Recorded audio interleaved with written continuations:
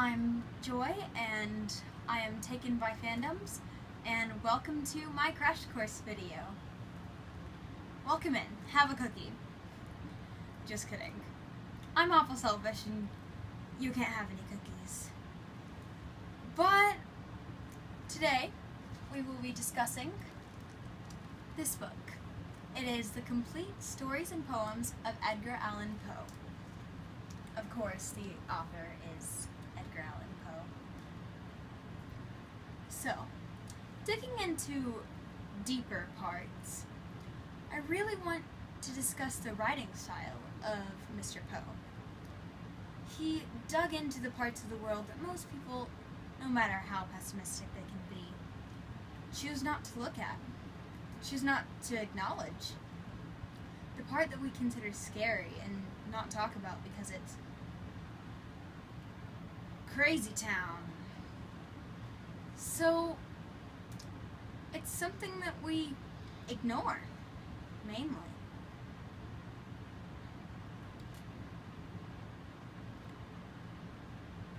A lot of people ask me what my favorite part of reading Edgar Allan Poe was. Typically, I don't have a good answer for them.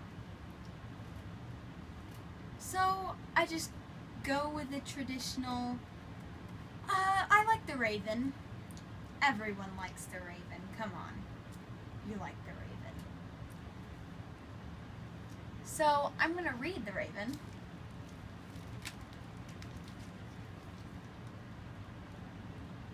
I'll edit this part out.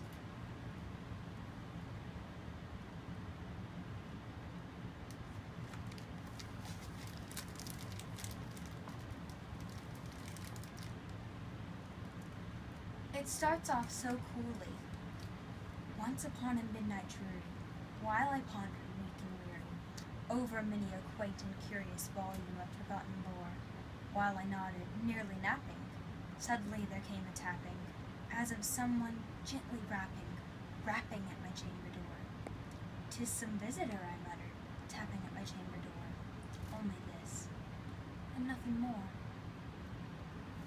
So then, he gets up and he goes to see what this is. So he says, "Presently my soul grew stronger, hesitating then no longer.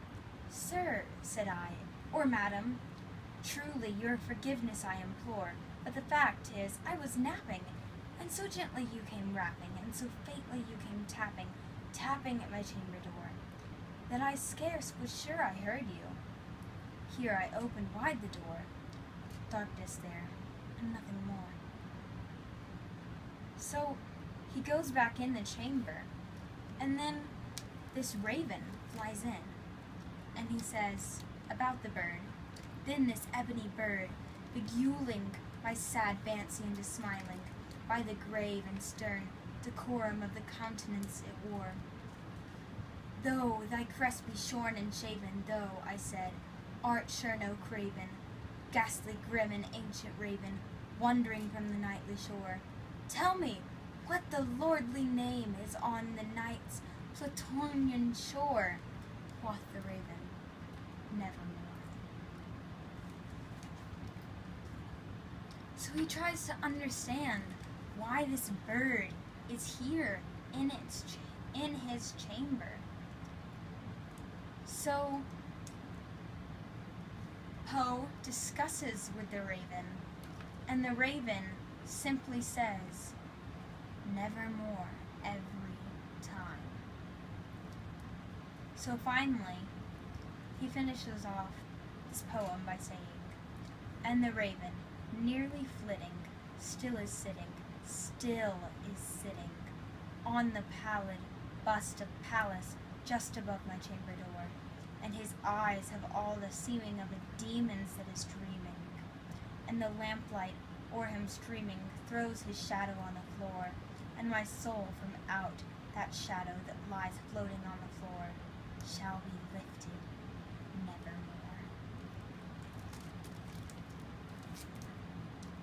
So many people are very confused on what this means. They don't understand the Raven. They're confused by Edgar Allan Poe himself and his scariness. I mean, look at that face.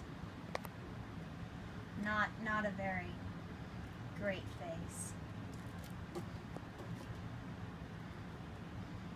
My interpretation of the Raven is that of Edgar Allan Poe is communicating with death. He's confused and he doesn't know why death has arrived at his chamber. Like he says, I was nearly napping, and you came so gently tapping at my chamber door. Most people don't expect death when it comes. I mean, heart attacks. Think about it. You're sitting there 1 minute, the next moment your heart is pounding, and then you're on the floor dying. Death comes unexpectedly, and for Edgar Allan Poe, that's what happened. He just never knew. I really loved reading his works, even though there were parts I didn't understand, because I am, 1, not old enough and haven't had the experience, so 2, I haven't really learned to read poetry. I only base my reading off of the things that I've been taught and my own knowledge. For covering this topic of Edgar Allan Poe, I've generated a couple of questions that people asked me. So some people have told me, why Edgar Allan Poe? Out of all authors, I mean, he's a scary dude. So I just kind of pass it off and ignore them, but I really picked Poe because I can relate to him. He lost a parent of his at an early age of his childhood. I can imagine Poe as a young boy, his mother dead, and then he feels this fear that he doesn't know what to do with himself, and he's just so scared and lost, this little boy. And then he grows up, and his adoptive mother that he grew up with also dies. So then he's even more confused, and he goes into alcoholism, and then he just has all this fear built up. So I imagine that all of his fear was put into this writing. I mean, I read it and I see a bit of hope. There is hope in fear. That was a theme that I discovered in his works.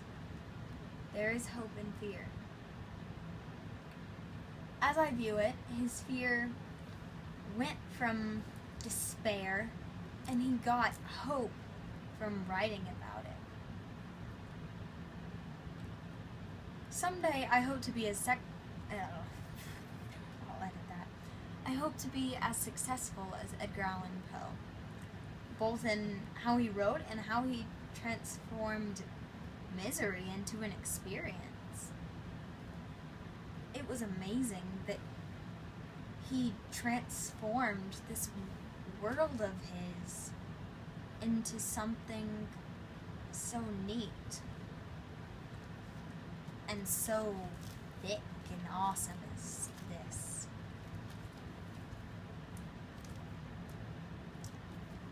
So, thank you for watching my crash course, and don't forget to be awesome.